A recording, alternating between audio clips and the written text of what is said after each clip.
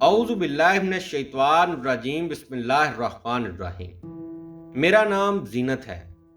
میری ماں نے غربت کی وجہ سے میری شادی کم عمری میں ہی کر دی تھی، کیونکہ میرا باپ بہت سال پہلے دنیا سے چلا گیا تھا اور ماں نے بہت مشکل سے مجھے پالا تھا، اس لیے پہلے ہی رشتے پر مجھے گھر سے چلتا کر دیا۔ شادی کے بعد مجھے پتا چلا کہ میرا شوہر میری ساس کا سکا بیٹا نہیں ہے۔ میری ساس نے اس کو اپنی بہن سے لے کر پالا تھا۔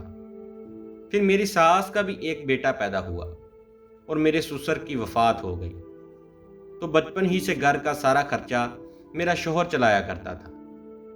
میرے شوہر کی آمدن اگرچہ زیادہ نہیں تھی، لیکن پھر بھی وہ میرا بہت خیال رکھتا تھا، جبکہ میرا دیور انتہا درجے کا آوارہ اور لوفر لڑکا تھا، لیکن پھر بھی اپنی ماں کی آنکھ کا تارا تھا، کیونکہ اس کا اپنا خون جو تھا، جبکہ میرا شوہر میری ساس کی نظر میں بس کمانے والی مشین تھا۔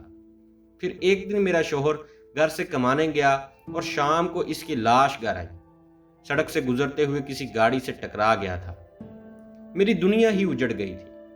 کچھ دنوں بعد جب دماغ کچھ سوچنے سمجھنے کے قابل ہوا تو میری ساس نے اپنے کمرے میں بلایا اور کہا کہ تمہارا شوہر تو چلا گیا ہے، تمہارا کیا ارادہ ہے؟ میں نے کہا کہ کیا مطلب امی جی؟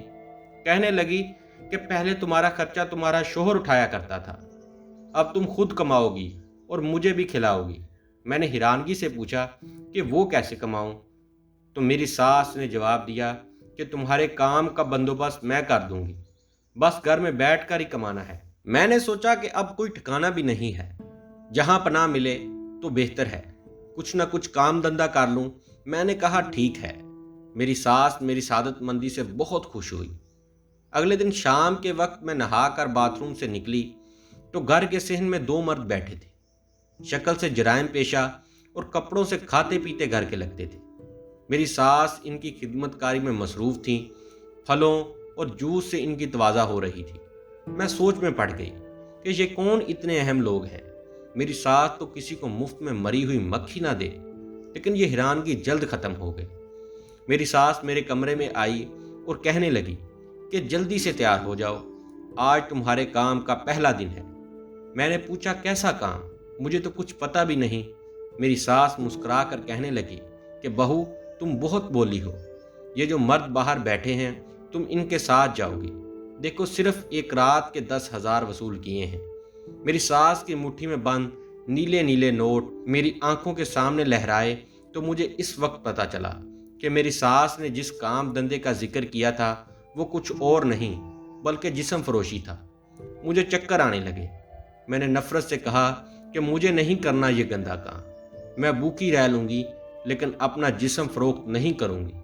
میری ساس ایک دم طیش میں آ گئی اور مجھے بالوں سے پکڑ کر کہنے لگی کہ دیکھو لڑکی، یہاں رہنا ہے تو میری بات ماننی ہی پڑے گی، ورنہ گھر سے نکال دوں گی اور باہر بھی سب لوگ تمہارا جسم ہی نوچیں گے۔ میں نے بہت احتجاج کیا، لیکن میری ساس نے دونوں مردوں کی مدد سے مجھے کھینچ کر گھر سے نکالا اور کار میں ڈال دیا۔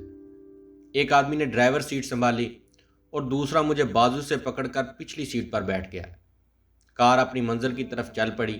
میں مسلسل اپنی قسمت پر رو رہی تھی۔ مجھے اپنا شوہر یاد آ رہا تھا۔ اس نے غریب ہونے کے باوجود مجھے عزت اور زندگی کی چھوٹی چھوٹی سہولتیں دیں۔ کار ایک رہائشی علاقے میں ایک بڑے بنگلے کے گیٹ پر رکی اور گیٹ کھلنے پر ہم اندر داخل ہوئے۔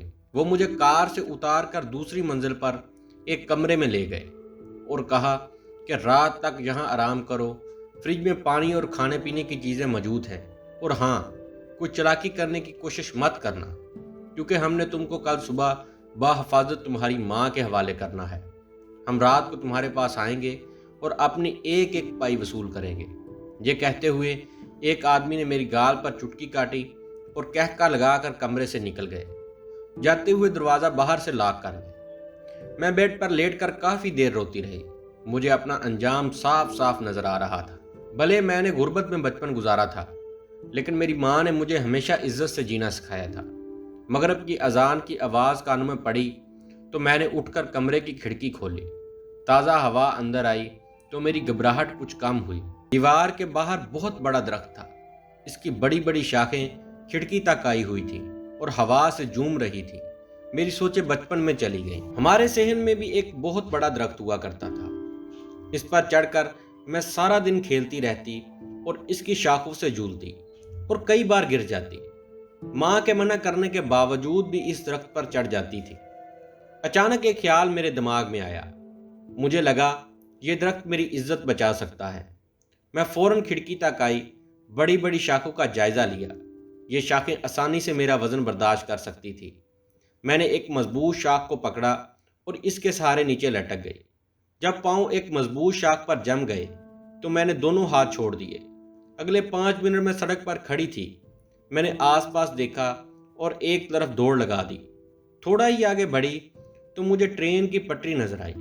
میں سیدھی چلتی ہوئی ٹرین کی پٹری پر پہنچ گئی اور ایک انجانی سمت کی طرف چل پڑی۔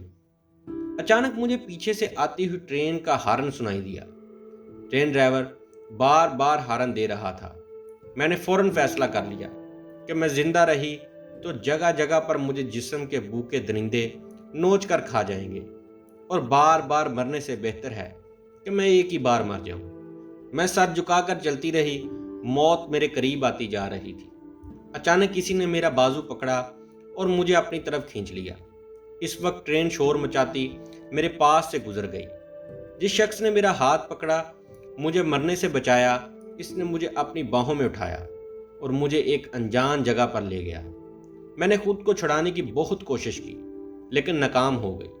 اس نے مجھے زمین پر گرایا اور میرے ساتھ چھیڑ چھاڑ کرنی شروع کر دی۔